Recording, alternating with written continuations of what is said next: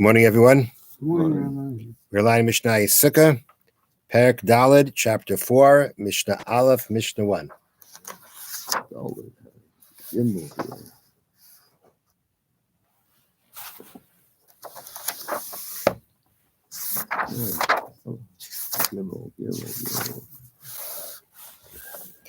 Okay.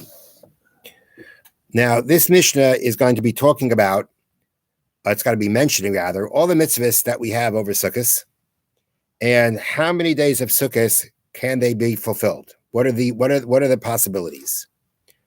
Lulav Arava, the mitzvah of lulav, meaning the mitzvah of taking the daled minim, the four species, and taking the arava.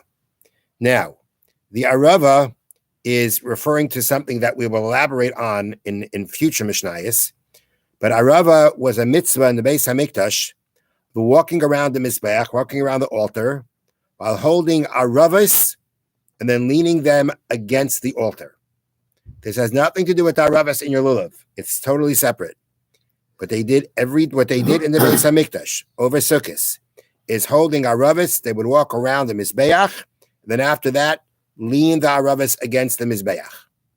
So these two mitzvahs, lulav and arava, shisha v'shiva, they could be performed either 6 or 7 days of Sukkot, meaning 6 days of Sukkot or all 7 days of Sukkot. Okay? It really is all about, does it override Shabbos or not? If it overrides Shabbos, then you can have 7 days. If it doesn't override Shabbos, then you're not going to have 7 days. And the Mishnah, in the next Mishnah, the Mishnah will go through exactly showing when that will happen.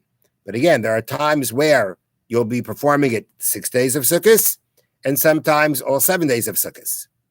Ha'halal v'simcha, the mitzvah of reciting halal, and the mitzvah of simcha, of rejoicing. Now, the mitzvah of rejoicing means like this. As Asbar Tanura explains it, let me read to you here from the notes. The Torah states in regard to Sukkot, v'samachta v'chagecha, you shall rejoice on your festival. When the Beis Hamikdash stood, the commandment of rejoicing was fulfilled by eating the meat of offerings. That's how you fulfill the mitzvah of simcha. You ate from the meat of karbanis. Okay? This mitzvah, whether it be the mitzvah of simcha or the mitzvah of halal, is shmeina, is 8 days. The mitzvah extends into Shmini Atzeres, into the 8th day. These mitzvahs are done all 8 days. Shabbos or not, they can all be done. And these mitzvahs can be done, and therefore they are performed for 8 days. Sukkah v'nisach hamayim, sitting in a sukkah, and the pouring of the water. Now, the pouring of the water was a mitzvah, again on Sukkot, when the morning tamid, when the carbon tamid shal shachar, when the morning tamid was offered on each day of Sukkot, a Kohen would pour water on the mizbeach. This is the mitzvah of nisach hamayim. So it was only done on Sukkot. You had pouring of wine all the time, but a pouring of water was only done on Sukkot. And the Mishnah says that the mitzvah of Sukkah Nisach Hamayim, Shiva, are for 7 days, right? You sit in your Sukkah for 7 days, Shabbos or not, you can pour the water, Shabbos or not. But it's not the 8th day, because really, you don't sit in the Sukkah on Shmini Atzeres. We do because of a question of Sveik of the Yoma, which day is it? But essentially, you're not supposed. But when Shmini Atzeres comes, the number mitzvah of Sukkah, and the Nisach Hamayim is also only for Sukkah. It's not Shmini Atzeres, and therefore it says Sukkah v'Nisach Hamayim. These two mitzvahs, sitting in the Sukkah and the pouring of the water, Shiva, they were observed for 7 days. The Chalil and the Chalil, the mitzvah of playing the flute with other musical instruments at what was called the Simchas Beis HaShe'eva. Simchas Beis HaShe'eva was the ceremony was a celebration for the mitzvah of pouring the water, which will be described later on.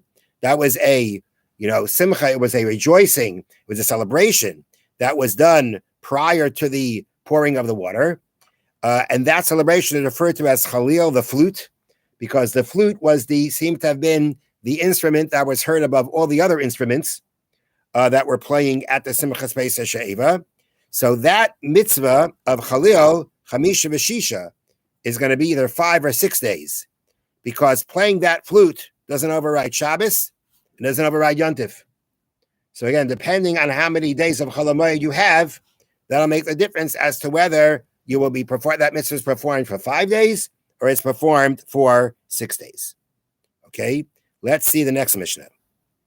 Okay, because tomorrow we will not be learning Mishnah because I will not be here tomorrow morning. Why? Lulav, Shiva Ketzad. When it says that Lula is for 7 days, so how does that happen? Yom Tev Harishon Shal Chag Shechalu Yos B'Shabbos. If the first day of Sukkot falls out on Shabbos, Lulav Shiva. The Lulav is all 7 days, because as we're mentioning already, that essentially when the sages instituted not to carry the Lulav and Esrog on Shabbos, that was only if Shabbos Chol Hamoed, not if it's the first day of Sukkot. Nowadays, we even apply it on the first day of Sukkot. But originally, it was not applied if the first day of Sukkot was Shabbos. So therefore, if the first day of Sukkot is Shabbos, then you'll have all 7 days of taking the Lulav. Ushar Kalayamim, but if Sukkot falls out any other day of the week, which means you're going to have a Shabbos at some point, then Shisha, the halacha is you only take it for 6 days. Now, let me read to you a little bit here from the bottom about the little bit more explanation to this Mishnah. Now, the rabbis were concerned, meaning why did the sages decree that you cannot do the mitzvah of Lulav and Esrog on Shabbos? The answer is the rabbis were concerned that one might carry the 4 species through the streets to an expert to learn how to recite the blessing or how to wave them, which would violate the biblical prohibition of carrying in a public domain on Shabbos. For this reason, they prohibited one to perform the mitzvah of Lulav on Shabbos. Essentially, it is everywhere, meaning even in the Beis HaMikdash. Even though typically rabbinic decrees don't apply in the Beis HaMikdash, this decree does apply in the Beis HaMikdash, as we will see if Shabbos falls out on Chol Hamoed. Okay. However, originally, they did not want to prevent observance of the mitzvah on the first day of Sukkot. We do it nowadays for whatever reason. But at the end of the day, essentially, originally, the way it was instituted was they did not want to prevent observance of the mitzvah on the first day of Sukkot. Why? Since the Torah requires the mitzvah to be observed everywhere on the first day, even outside of the Beis HaMikdash, performing the mitzvah on that day is considered more important than performing it on the other days. Meaning, we know, as we mentioned before, in the Beis HaMikdash, you have a Torah obligation to take the Lulav and Esrog all 7 days. Outside of the Beis HaMikdash, you only have a Torah obligation on the first day, not the rest of the days. The rest of the days, as we learned, was instituted Zeichel HaMikdash to commemorate what was done in the Beis HaMikdash. So now, in the Beis HaMikdash, you have 7 days. Outside of the Beis HaMikdash, you have 1 day. So it really comes out the first day is the day that we can see as the most important day because everyone has a Torah obligation to take it that day. The rest of Sukkot, only the Beis HaMikdash have an obligation. So therefore, when it came to this rabbinic decree not to carry Lulav and Esrog, although it could have been applied on the first day of Sukkot, even if it's a Torah obligation, it could have been applied in the Beis HaMikdash all 7 days. Looking at the way the Torah lays out the obligation of the first day. The first day, everyone has a Torah obligation, while the rest of the days, only in the Beis HaMikdash, an obligation. So that means that there's something special about the first day, that it's the most important day for taking Lulav and Esrog. And therefore, that day, the sages said, our decree is not going to apply.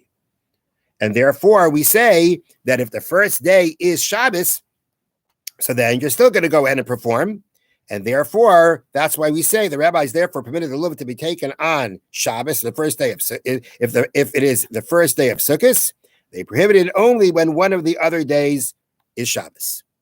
But nowadays, we apply even this decree. We observe this decree on the first day of Sukkot, even though it's a Torah obligation. Nowadays, we apply it even on the first day of Sukkot. But that's what Mishnah means when it says Lulav can be all 7 days.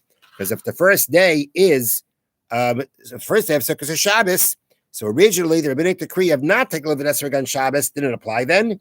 Therefore, if the first day is Shabbos, you take Lulav all 7 days.